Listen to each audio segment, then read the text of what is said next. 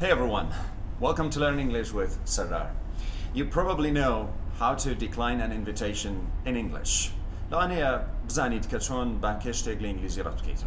You might simply say, I'm sorry I can't, or I'm sorry I'm busy at the moment. However, there is one common way.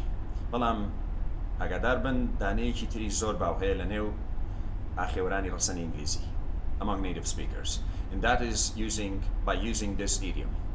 Take a rain check. Take a rain check. When you hear it for the first time, it sounds so weird. زور ناموسی یاره بوله برای رینی تیره و چکی تیره و لانه و جرانی و شی بوکی زور سیده بچه. والله ما قدر من ایدیم و ناتوانی و شوری بجاری واتا ببوره بوم جاره بجاره کیتر. او رجع واتا هي. Let me give you an example. Ahmed might say, Sardar, would you care for a cup of tea? Sardar, دەتەوێت کوپێک چا بخۆینەوە؟ منیش دەکرێ بڵێم چی؟